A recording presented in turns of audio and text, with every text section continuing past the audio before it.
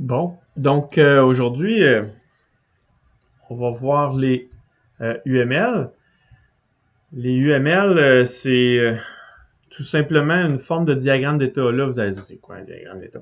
On va voir ça ensemble. Donc, un diagramme d'état, en fait, ça ressemble à ça. C'est des bulles. C'est des bulles dans lesquelles on dit qu'est-ce qu'on fait pour chaque étape. Il y a différents types de diagrammes d'état. J'en ai mis justement deux, là, ce que vous voyez là. C'est deux sortes de diagrammes différents qui font exactement la même chose. Ça, c'est un graph set. Donc, le graph set, il y avait une façon structurée avec des boîtes carrées puis tout ça pour faire les choses. Si vous entendez parler du state diagram flowchart ou quelque chose comme ça, là, dans le standard en automatisation là, de la norme IEC 60... Je me souviens jamais du numéro du chiffre, là, mais en tout cas, peu importe. Ça ressemble au graph set, mais c'est pas tout à fait du graph set. Mais bref, ça y ressemble. Par contre, nous, ce qu'on va voir, c'est du UML, parce que le UML dans notre cas, en techno, je trouve ça le plus important, puis en fait, on en avait discuté, moi puis Jean-Seb. Étant donné que vous faites de la programmation aussi, en langage C puis tout ça, ben, si vous allez dans une branche plus informatique, c'est le UML qui est utilisé. Puis on fait pas juste du graph set, on fait souvent, oui, on va faire des diagrammes d'état, des machines à état, mais en plus, on va faire un petit peu de traitement en techno, du traitement de signal, puis on va faire aussi des prises de décision, des choses avec des logiciels, il y a des if, Fait que le UML est plus complet, il permet ça. Alors que le graph set, c'est vraiment juste pour faire une machine à état, that's it. Donc, on va voir une sous-partie du UML. C'est la partie State Machine. Donc, c'est le UML State Machine qu'on va voir. Si vous tapez UML State Machine, vous allez avoir à peu près la même théorie que ce que je vais vous montrer là. Donc, ça ressemble à ça. Il y a un point de départ. Il peut y avoir un point final aussi, mais habituellement, le point final, c'est peut-être la machine. Mais c'est ça. Fait que je vais vous montrer chacune des parties, puis vous allez pouvoir comprendre là, à mesure qu'on va avancer. Donc, les règles du dessin et d'évolution du UML. En passant, tous les exemples que vous voyez ici, là, c'est tout pris de ce dessin-là ici. Fait que ce que vous voyez là, c'est exactement le report de ces dessins-là. Donc, qu'est-ce qu'on a ici? Ben, la première chose, on a des étapes. On appelle ça des étapes. L'étape, c'est la boîte. OK? Ou un état. On appelle ça aussi un état. L'état, c'est la boîte. OK? Donc, les étapes représentent une boîte carrée au coin arrondi. En UML, si vous avez un logiciel qui fait du UML, les coins vont être arrondis. Si vous le faites sur papier, vous n'êtes pas obligé de les arrondir. Là, ça peut être carré. C'est moins long à faire, puis c'est bien correct. C'est une ligne simple, elle est pas en gras, elle est pas. Non, c'est une ligne bien simple, souvent numérotée ou on lui donne un nom. OK? Elle est nommée. Avec les actions. Là, j'ai pas donné de nom, mais j'aurais dû, en fait, donner un nom, puis c'est ce nom-là qui est le nom de l'état. Puis quand on va utiliser des enums, que ce soit en LabVIEW ou en C, on va donner un nom à chacun des états, puis ça va être un élément de l'enum. OK? On va voir ça plus tard. Donc là, j'ai mis x0, x1, x2, x3, mais en théorie, en pratique, plus, j'utilise un nom complet pour le faire. J'ai l'étape initiale. Dans l'état, en passant, on met les actions à effectuer sous le nom de l'état. Donc, le nom de l'état est en haut, séparé par une barre, et ensuite, on va dire quelles sont les actions à faire. Les actions peuvent être en tout temps durant l'état ou conditionnelles à des entrées. Donc, comme ici, j'ai action 1 égale telle valeur. Ça veut dire que l'action 1 s'active seulement si j'ai ces entrées-là, A et B. Donc, si j'ai l'équation A et B actives. Donc, ils sont conditionnels. L'action 1 est conditionnelle à A et B. Et on met devant un do parce qu'on peut avoir d'autres choses qu'un do. Un do, ça veut dire tu le fais. Alors qu'on peut avoir aussi en entry. Entry, ça veut dire en entrant dans l'état, je fais telle chose. Et je peux avoir aussi un exit. Donc, un exit, c'est en sortant, je fais quelque chose. Alors qu'un do, c'est en tout temps, quand je suis dans l'état, je le fais. Donc, c'est là la différence entre un do, un entry puis un exit. Il y a ces trois façons de faire là. Habituellement, on fonctionne assez bien juste avec des do, mais ça peut arriver qu'on utilise des entry puis des exit. On verra comment qu'on fait pour coder ça. L'étape initiale, elle est marquée par un gros point noir. Un point noir, c'est pas les points noirs que vous avez sur le nez, là, c'est un point noir qui pointe. Puis habituellement, il pointe uniquement à un seul état. Je vois pas pourquoi je pointerais sur plein d'états. Normalement, il y a un seul état actif à la fois dans une machine. OK? Donc, l'étape initiale est une étape habituellement représentée par une boîte carrée. Donc, ça, c'est l'étape initiale. Au coin arrondi est nommé, mais on y fait pointer un cercle noir plein. Donc, ça, c'est l'état initial. Si vous étiez en graphe 7, si vous comparez, le graphe 7, ça serait un carré double. Donc, ça, c'est le graphe 7, ça, c'est l'état initial. Donc, quand on allume, on tombe dans cet état-là. Alors qu'ici, ben, pour le pointer, ben, on fait un point noir. Ça, c'est le point d'entrée. Donc, à l'initialisation, quand on initialise, dans l'init du langage C, mettons, ou au début de la boucle en la view, avant la boucle, on va mettre une valeur par défaut qui va être la valeur de l'état initial. Donc, ça, en dessin, ça correspond à un point noir ici qui pointe sur l'état initial. C'est le fun parce que vous pouvez faire votre dessin, puis quand tu es prêt, tu dis, bon, c'est quoi mon état initial? Tu fais un point noir, tu pointes dessus, c'est fait. Ensuite, vous avez les actions. Donc, les actions, j'en ai parlé un petit peu, mais les actions, c'est ce qu'il y a en dessous. Donc, c'est ce qui est écrit avec un do en avant. Donc, les actions sont habituellement notées sous le nom de l'état. Donc, le nom de l'état ici, il s'appelle X1. C'est pas un nom très représentatif, mais bon, c'est bon quand même. Habituellement, j'essaye de donner des noms qui me disent un peu qu'est-ce que l'état va faire, par exemple.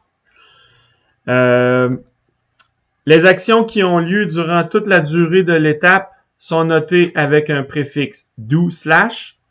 Pour les actions effectuées une seule fois à l'entrée dans l'état, je vais utiliser entry /. Puis pour les actions à effectuer uniquement en sortie, je vais utiliser exit /. Fait que c'est comme ça que je vais faire ça. Les actions qui sont actives à 1 tant que l'état est actif. Donc, si j'écris action égale 1, comme c'est le cas ici, ou si j'écris juste pas d'égal, puis je dis action, ça veut dire que l'action est toujours active. Okay?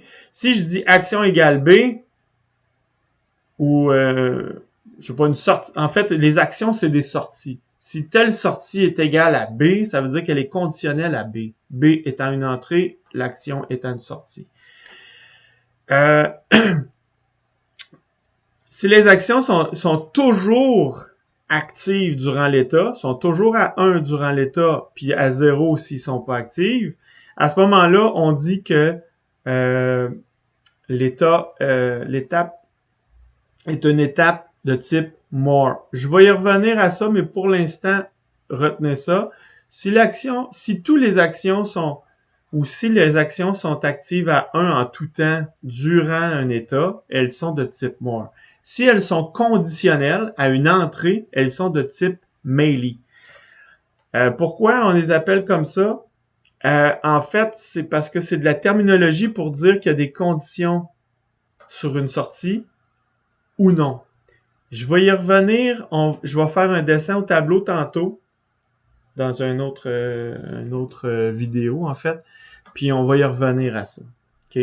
More et melee, là, il y a une petite différence. Puis je vais faire moi, je vais aller un petit peu plus large parce qu'une machine à état, ça se fait autant en C que ça peut se faire en LabVIEW, que ça peut se faire en VHDL, que ça peut se faire dans plein de domaines différents. Donc, je vais faire un schéma bloc pour vous montrer qu'est-ce que ça fait au niveau conceptuel dans un circuit ou dans un programme. Okay?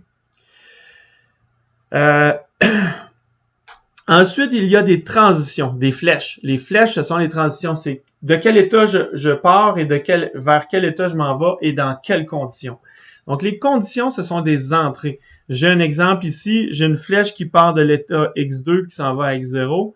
Puis, il y a une entrée qui s'appelle C. Donc, une transition est dessinée à l'aide d'une flèche orientée vers l'état de destination et possède habituellement une condition logique. S'il n'y a pas de condition logique, c'est qu'aussitôt que tu le fais le coup d'horloge suivant ou le tour de boucle suivant, on y va. Donc, ça dure un seul cycle. Tandis que si j'ai une condition, ça prend non seulement un cycle, mais ça prend la condition en tant que telle. Donc, aussitôt que j'ai la condition vraie, je change d'état au prochain cycle. OK? Oubliez pas qu'une machine à état, c'est mis dans une boucle. Donc, chaque état dure au moins un tour de boucle.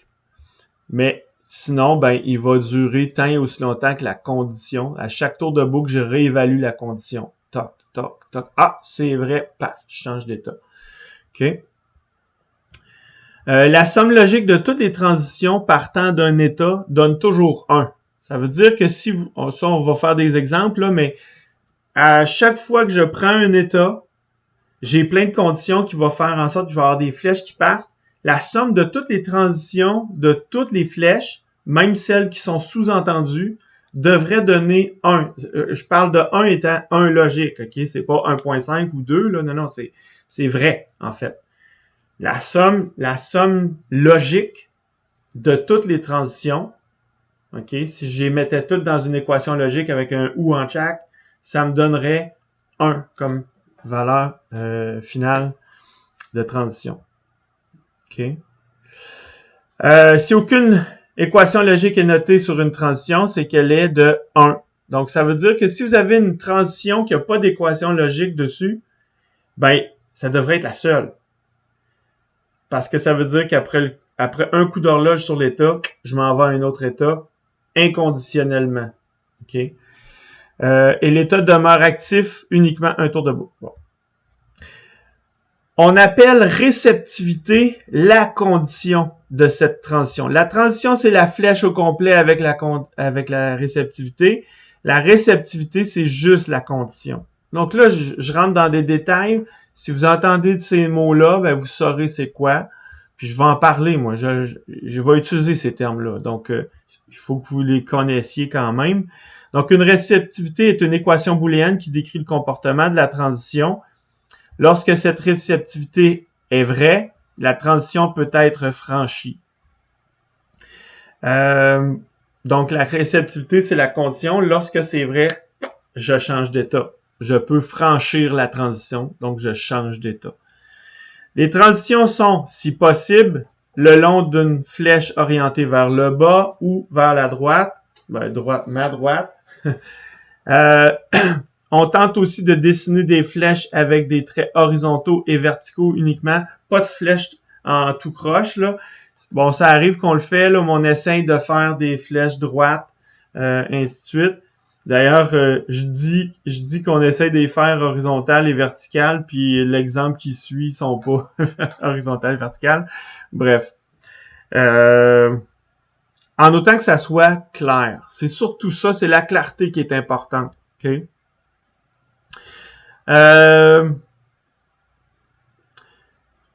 Note importante, l'alternance étape-transition doit être respectée. Ça veut dire, vous ne pouvez pas avoir une étape, une autre étape, pas de transition entre les deux. Il y a toujours une transition entre les deux, puis il faut que vous connaissiez la condition. Quand est-ce que tu changes d'état?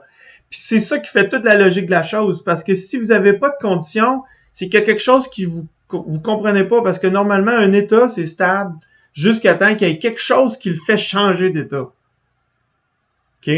Donc, il ne devrait pas avoir quelque chose... C'est pas nébuleux, c'est toujours clair. Si c'est nébuleux, il y a quelque chose que vous ne comprenez pas. OK? Un état, c'est toujours clair. OK? Ça reste là tant qu'il n'y a pas une condition. Puis, quand la condition est arrivée, prochain tour de boucle, on s'en va à la nouvelle le nouvel état, puis c'est la transition, la réceptivité qui devient vraie pour faire ça. Okay?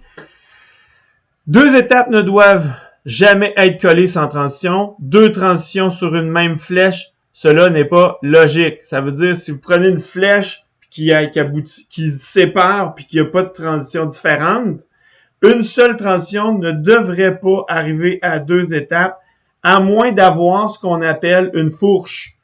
Mais la fourche, elle a quelque chose de particulier, puis je vais y revenir. Moi, j'ai jamais utilisé ça, une fourche. Sérieusement, là, même les méga machines que j'ai faites, j'ai jamais eu besoin d'utiliser une fourche.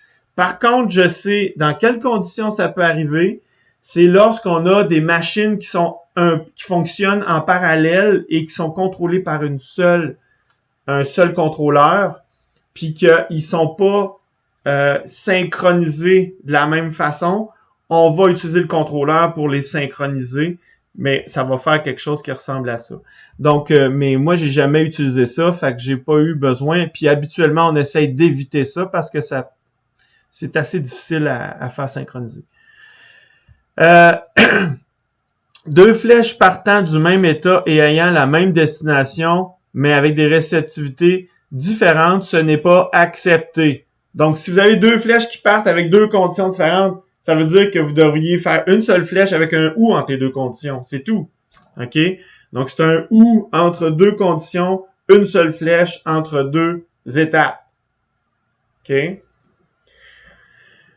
Ça, de toute façon, je vais y revenir avec vous autres, mais ça, c'est un des problèmes que la plupart des nouveaux, les premières fois que vous faites des machines à état, c'est une des choses que vous faites comme erreur.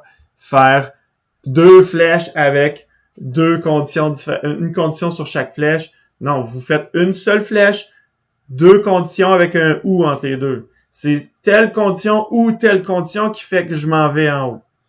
OK? Séquence unique. Un automatisme est décrit par un diagramme d'état à séquence unique lorsqu'il peut être représenté par un ensemble de plusieurs états formant une suite. Un compteur, c'est une séquence unique. Donc, on pourrait dire qu'un compteur, c'est une forme particulière d'une machine à état. Parce que non seulement il est à séquence unique, mais en plus, il compte tout le temps. Donc, puis il change à chaque état, chaque étape, à chaque coup d'horloge. Lorsqu'il peut être représenté par un ensemble de plusieurs étapes formant une suite dont le déroulement s'effectue toujours dans le même ordre. On va en voir une tantôt, plus tard, une séquence unique. Donc, on va faire un exemple avec une séquence unique.